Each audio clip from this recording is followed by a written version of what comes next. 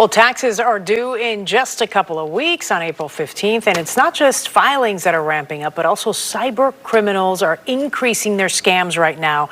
Dr. Megan Squire, a cyber threat intelligence researcher, is joining us now with some tips, some advice on what to do to make sure that we don't become victims. Hello to you.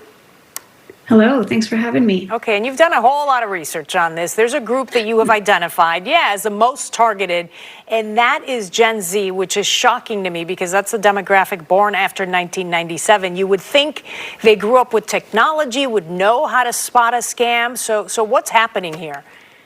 Yeah, it's actually that comfort with technology that introduces some of the scam vectors. So the fact that Gen Z is on more unusual social media, I guess, they're comfortable with texting, that makes their window for scammer attacks a little bit wider than it might be for other demographics. So meaning because they're possibly on their phones, on social media platforms, spend more time on these, they're more of a target. That makes sense. They are. Yeah. Okay. So the really concerning part is just how sophisticated some of these scams have become.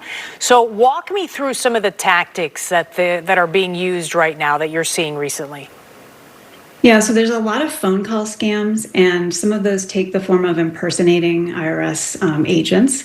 So we're going to recommend that folks don't answer calls if they can avoid it. Unfortunately, that's yet another problem for Gen Z, many of whom are looking for jobs. So they're leaving their phones open and taking all kinds of calls. So that's kind of a double whammy for them. Okay, and then what else? I guess I want to know, when you get a call from an IRS agent, what exactly are they telling you? Yeah, a lot of times they're going to do either one of two stories. They're going to tell you that you owe money, so you filed your taxes, but you still owe extra, or they're going to try to tell you that you have a surprise refund. So either of those is going to be a huge red flag, and it's going to be something that you're going to need to call back.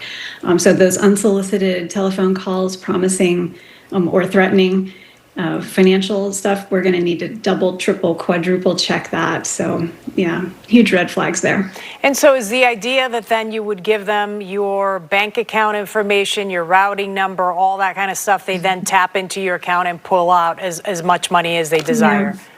Sometimes another version of the scam, they'll try to convince you that you have a refund coming, but you just need to pay some kind of fee first. So that's not how refunds work. Unfortunately, again, those younger tax filers are unfamiliar with the process, so they might not know that.